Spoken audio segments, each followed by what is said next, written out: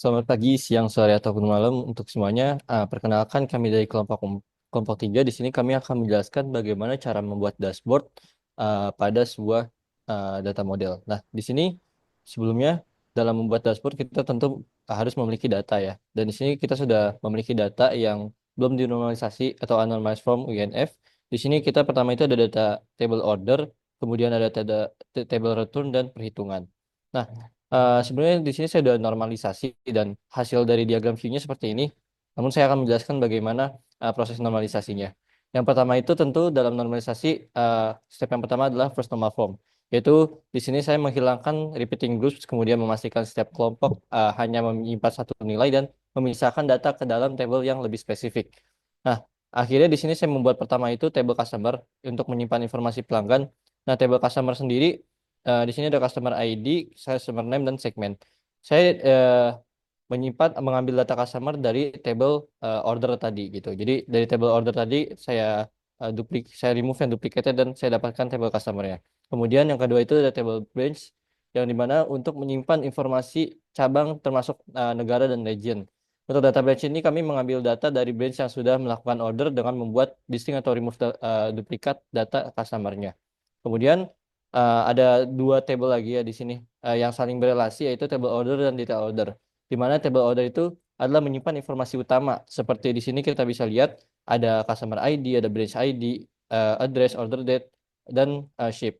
Di sini adalah untuk mengurangi redundansi pada order ID dan kolom-kolom yang berkaitan, kami memisahkan data tiap order. Jadi kita buat data baru yaitu detail order untuk menyimpan data produk yang di order gitu. Jadi untuk produknya akan disimpan di detail order dan untuk eh, informasi utamanya akan disimpan di table order. Kemudian selanjutnya eh, ada table produk. Table produk ini adalah untuk menyimpan informasi detail produk. Nah, pada data yang sebelum dinormalisasi, table produk ini memiliki banyak sekali produk ID yang saling duplikat. Bahkan ketika kita mengenerate satu baru dengan menambahkan angka satu di depannya, itu masih angka satu untuk selanjutnya itu masih ada yang diduplikat. Akhirnya kita memutuskan untuk menggunakan VBA untuk menggunakan produk ID baru, mengenerate produk ID baru, dan kita juga menyesuaikan di table lain agar menggunakan produk ID baru yang sama. Kemudian selanjutnya eh, ada table customer bench dan table customer address history. Sebenarnya kedua table ini sama, yaitu untuk memiliki fungsi yang untuk menyimpan masing-masing bench pada customer gitu. Namun ada ketertarikan di sini kami memisahkan antara customer dengan segmen consumer, corporate, dan home office. Dan untuk menyimpan karena consumer ini perseorangan, maka kami menyimpan customer address history karena kami menganggap bahwa customer perorangan ini tidak memiliki cabang. Dan kami membaginya apabila start date dan end date-nya sebagai masa aktif atau default address customer. Apabila end date-nya kosong, maka dianggap itulah branch yang sedang aktif gitu. Jadi untuk yang consumer akan masuk ke table customer address history, dan untuk yang corporate dan home office itu akan masuk ke table yang customer branch. Oke. Kemudian selanjutnya kita masuk ke tahap second normal form, yaitu menghilangkan partial dependency, yaitu atribut yang bergantung hanya pada sebagian primary key. Nah, di sini terdapat perubahan yaitu ship mode dipindahkan ke table tersendiri agar tidak menyimpan data berulang. Makanya di sini ada table ship mode ya. Kemudian kita mereturn table return itu dipindahkan ke table order. Kita update table ordernya jadi kita tidak buat terpisah table ya. Dan kemudian yang terakhir, kita menambahkan sales total dan profit total di table order agar bisa langsung melihat total per pesanan di table order. Selanjutnya kita masuk ke normal form, yaitu menghilangkan transitive dependency, yaitu atribut yang bergantung pada atribut non primary key. Dengan menambahkan table PIC region karena person in charge atau PIC ini terkait dengan region bukan dengan setiap cabang. Tuh.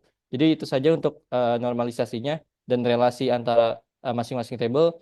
Untuk selanjutnya akan dilanjutkan kepada Diana untuk pembuatan pivot table ya.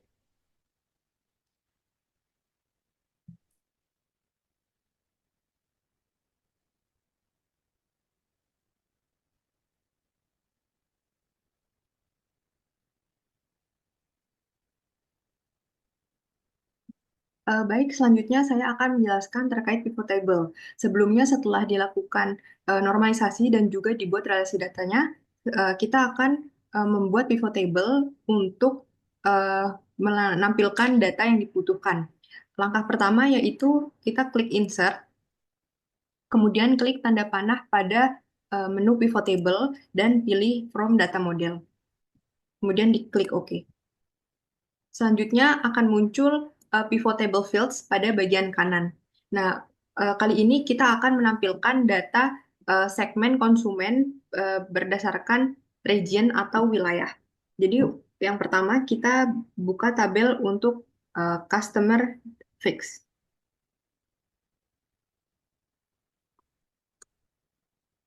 Pada tabel ini terdapat field segmen, kemudian kita drag ke area kolom. Selanjutnya, untuk menampilkan uh, area wilayah, kita pilih di tabel Master Branch Fix. Kemudian kita drag fields region ke area rows dan juga state ke area rows. Perlu dipastikan posisi state harus berada di bawah region karena secara hierarkis region posisinya lebih tinggi dibandingkan state. Selanjutnya untuk values kita mengambil data dari tabel order fix.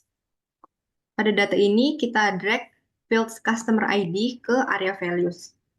Selanjutnya, agar bisa memfilter berdasarkan tahun, kita drag order date yang year ke area filters. Ya, demikian pembuatan pivot table. Selanjutnya yaitu pembuatan dashboard yang akan dijelaskan oleh Flora.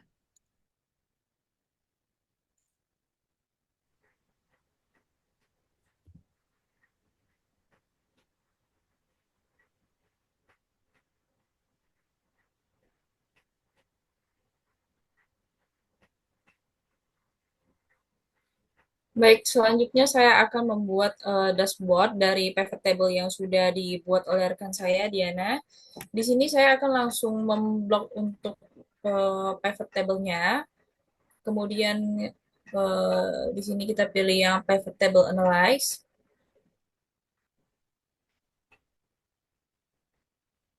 Selanjutnya saya akan menambahkan grafik visual. Ini kita bisa klik di pivot chart. Nah, ini ada beberapa pilihan. Saya pilih yang clustered column, kemudian klik OK. Supaya lebih rapi, ini untuk dashboardnya akan saya pindahkan ke sheet yang sudah saya buat sebelumnya, yaitu di dashboard customer.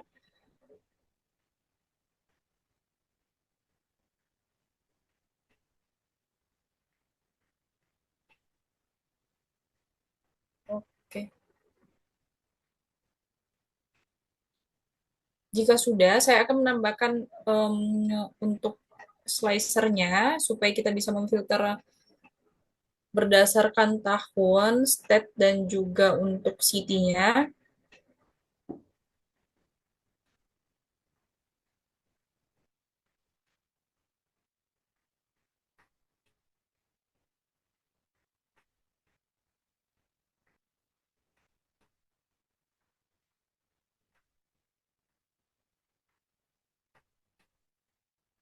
Nah, pertama saya akan memilih yang untuk slicernya yaitu yang return connection. Jadi bisa mengetahui apakah ada produk yang dikembalikan di tahun tersebut, berapa customer yang mengembalikan produk di tahun tersebut.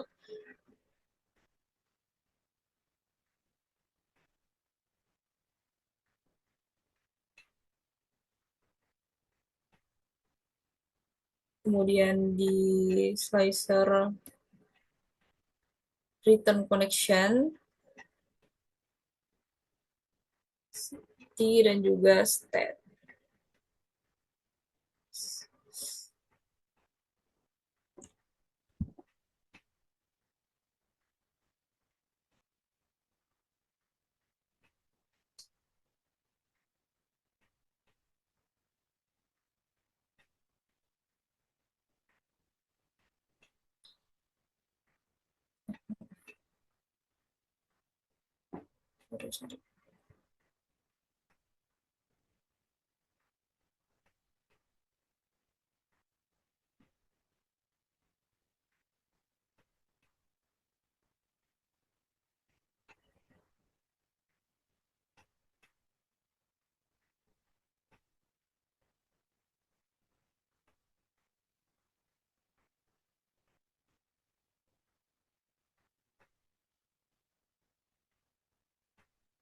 Nah, jika sudah saya akan menjelaskan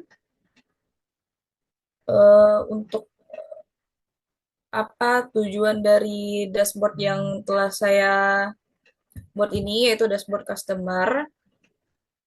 Yaitu dari dashboard customer ini, jadi kita dapat mempermudah analisis performa penjualan berdasarkan segmen pelanggan. Kita bisa melihat seperti pengembalian barang di Return Connection Decision ini. Kemudian kita bisa memfilter di tahun dari 2014 sampai 2017 ini ada berapa customer yang melakukan transaksi di tahun tersebut, dan juga ada di state dan juga city. Untuk state itu bagian negaranya, dan juga city kita bisa mempersempit analisis hingga level kota yang memungkinkan identifikasi kota-kota dengan kota-kota dengan performa penjualan yang terbaik atau sebaliknya. Nah, bisa kita lihat di contohnya di tahun 2014 di sini.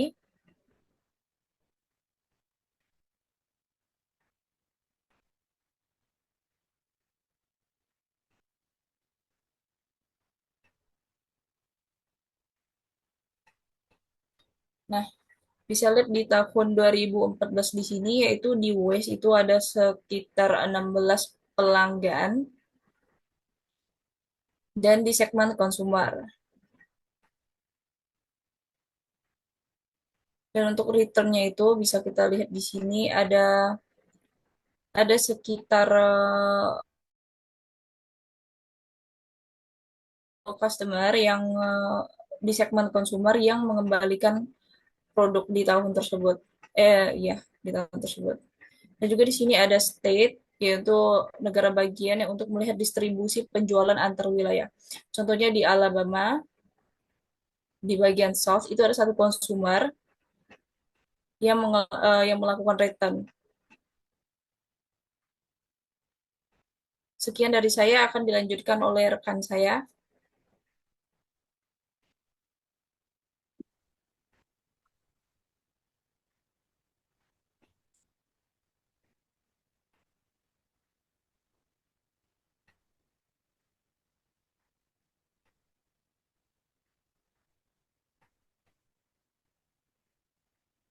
Baik, selanjutnya saya akan menjelaskan dashboard unit. Jadi sebelumnya kami telah membuat dashboard lain selain dashboard customer.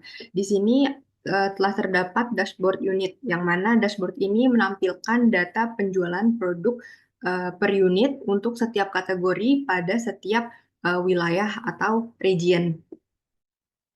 Di sini kita bisa menggunakan dashboard ini untuk melihat data per tahun berdasarkan kategori produk tertentu pada region tertentu ataupun state tertentu.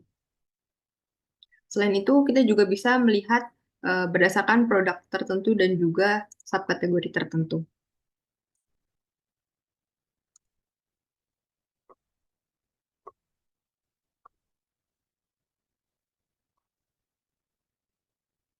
Berdasarkan data selama 4 tahun terakhir, yaitu dari 2014 sampai dengan 2017, penjualan produk tertinggi terdapat pada wilayah West dengan kategori produk yaitu office supplies. Sedangkan untuk penjualan terendah terdapat pada area South dengan kategori barang yaitu teknologi. Nah, informasi ini dapat digunakan oleh perusahaan untuk mengoptimalisasi persediaan produk. Misalnya, perusahaan dapat melakukan stok atau menyimpan persediaan produk dengan lebih tinggi untuk kategori office supplies, terutama di daerah West. Hal ini dapat memberikan layanan lebih kepada pelanggan karena permintaan pelanggan dapat dilayani dengan lebih cepat. Selain itu, perusahaan juga dapat mengurangi stok produk untuk kategori teknologi, terutama pada wilayah South. Hal ini dapat menguntungkan perusahaan karena dapat menghindari overstock produk. Demikian untuk penjelasan dashboard. Pada dashboard ini ada 4 candle yang berbeda karena setiap candle melambangkan region yang berbeda-beda. Di sini ada jumlah unit terjual dan di sini ada kategorinya. Jika region yang dipencet bisa berubah candlenya, dan kalau kategorinya dipencet juga bakal bisa lebih spesifik untuk penjualannya. Di sini ada tahun jualan, di sini ada negara bagian, di sini subkategori seperti furnitur, ada kursi dan meja. Di sini ada nama produk, apa saja produk yang berhubungan tentang furnitur. Nah, tapi saya akan fokus menjelaskan tentang return connection. Jika return connection-nya dipencet, profit bakal turun jadi sangat drastis karena di sini menunjukkan barang yang dikembalikan. Jika dipencet per tahun pun bisa terlihat bahwa barang yang dikembalikan ada lumayan dan mempengaruhi profit.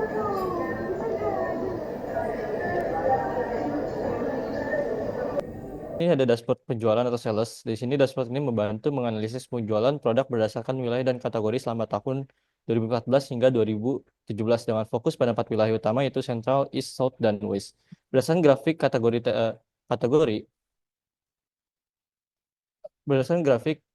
teknologi mencatat angka penjualan tertinggi terutama di wilayah East yang mencapai hampir 250 juta dolar. Hal ini menunjukkan bahwa wilayah East memiliki potensi pasar yang sangat besar dalam sektor teknologi. Di kategori office supplies dan furniture, wilayah West menunjukkan performa tertinggi dengan penjualan masing-masing di atas 200 juta dolar. Ini dapat mengindikasikan tingginya kebutuhan perkantoran dan furniture di wilayah tersebut. Kemungkinan besar karena aktivitas bisnis yang padat. Kemudian kita bisa lihat di sini wilayah South secara konsisten berada pada posisi penjualan terendah di ketiga kategori, namun tetap menunjukkan kontribusi yang stabil. Ini menunjukkan bahwa wilayah South masih memiliki ruang untuk dikembangkan lebih lanjut. Dari keseluruhan grafik ini, kita bisa menyimpulkan bahwasannya wilayah East dan West adalah dua wilayah dengan kontribusi penjualan paling signifikan, khususnya di sektor teknologi dan office supplies. Sementara wilayah Central dan South cenderung stabil namun belum mendominasi. Kemudian dari table ini pun kita bisa ngefilter juga berdasarkan tahun misalkan di 2014. Kita bisa lihat di tahun 2014 contohnya. Di sini, wilayah West mendominasi penjualan kategori furniture dan office supplies, sementara South unggul di kategori teknologi, menandakan awal perkembangan teknologi yang kuat di wilayah tersebut.